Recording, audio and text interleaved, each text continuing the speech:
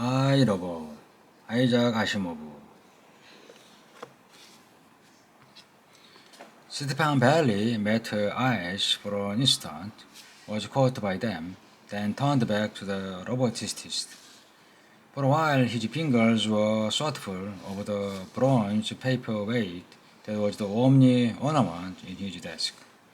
He said quietly, I don't think I can oblige you. He raised his hand.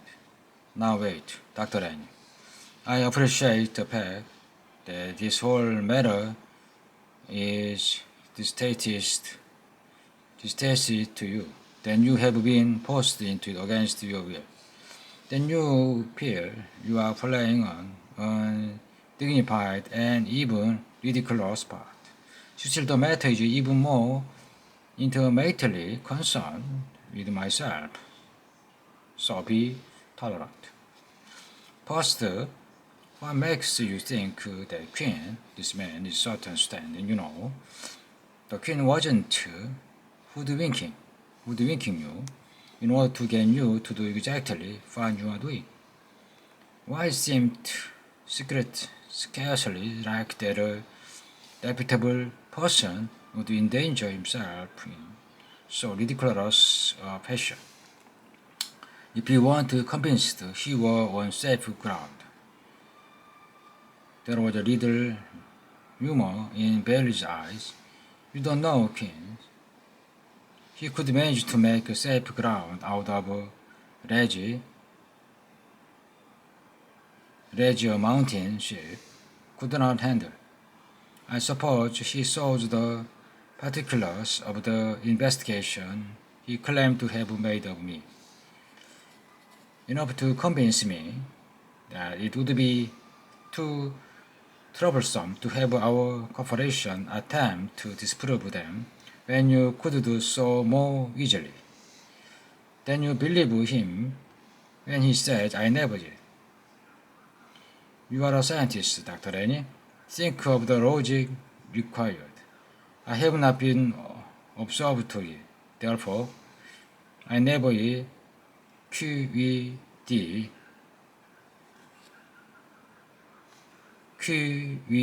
afterward. You are using prosecution tactics to confuse what is really a very simple station. On the contrary, I am trying to clarify what new and keen between you and making a very complicated one.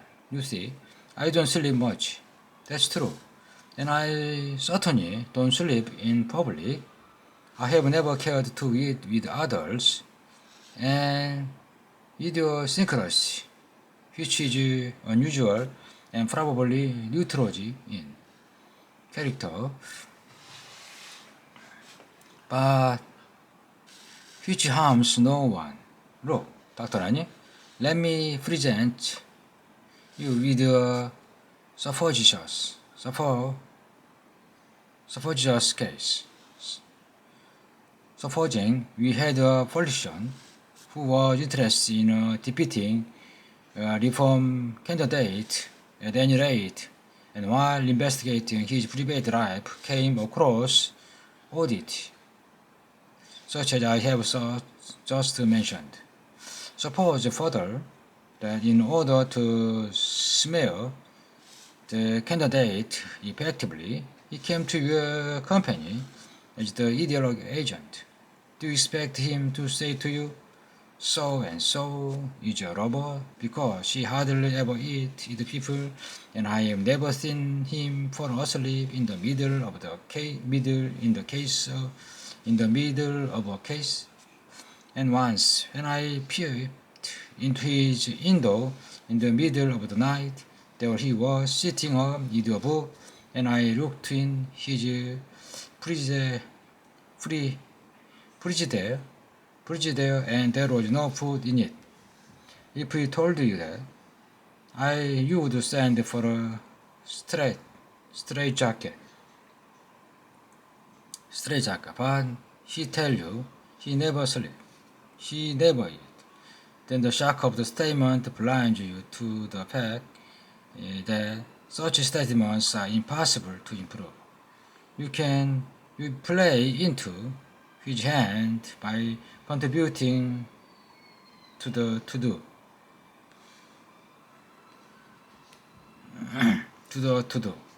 Regardless, began learning with a threatening obstinacy, and whether you consider this matter serious or not, it will require only the meal I mentioned to end it. Again, Bailey turned to the woman, who still regarded him expressionlessly. Pardon me? I've caught your name correctly, haven't I, Dr. Susan Kelvin? Yes, Mr. Bailey. You are the U.S. robot psychologist, aren't you? Robot psychologist, please.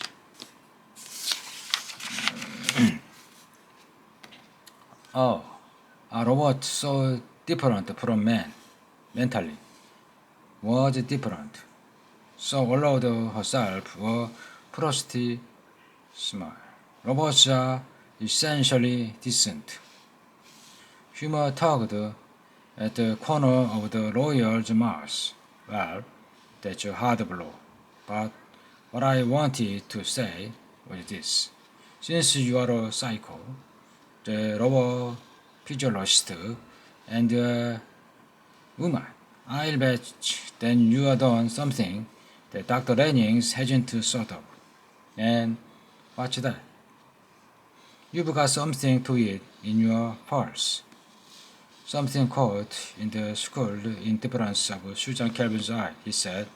You surprise me, Mr. Bailey. He opening her purse. He produced an apple. Quietly, he handed it to him. Dr. Lennings, after an initial start, followed the slow movement from one hand to the other with sharply alert gaze. Calmly, Stephen Bailey bit into it, and calmly he swallowed it. You see, Dr. Lanning?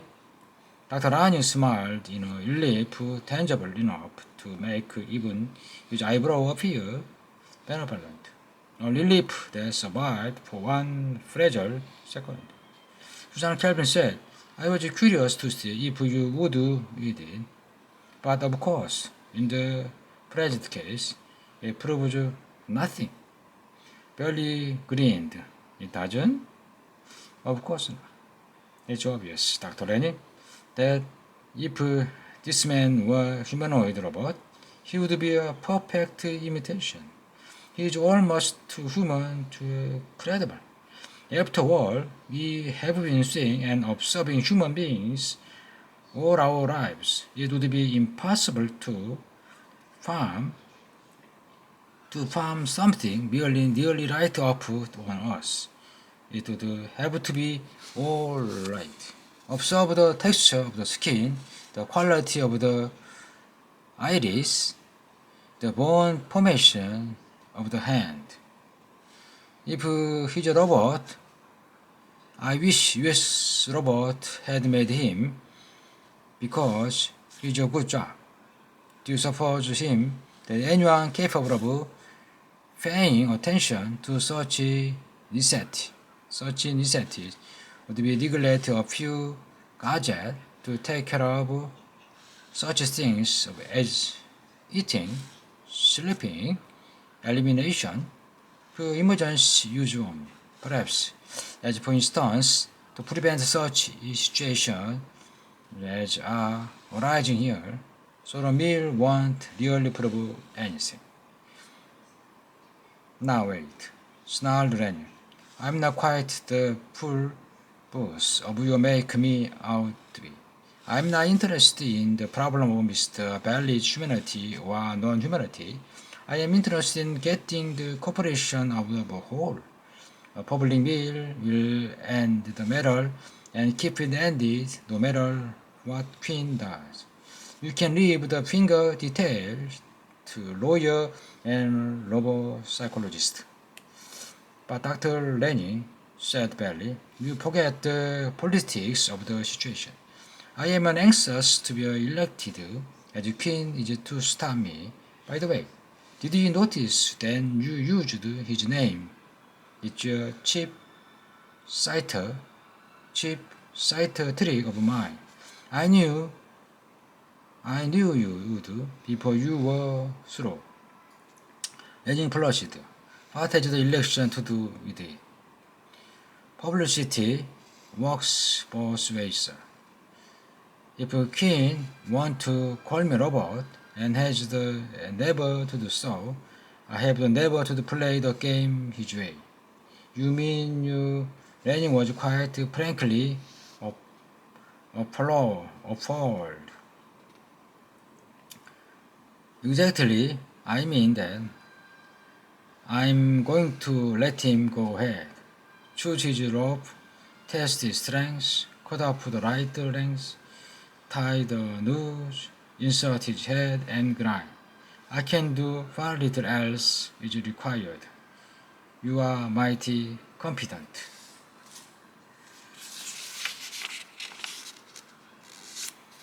Susan Kelvin rose to her feet. Come, Alfred, we want to change his mind for him. You see, Barry smiled gently. You are a human psychologist, too.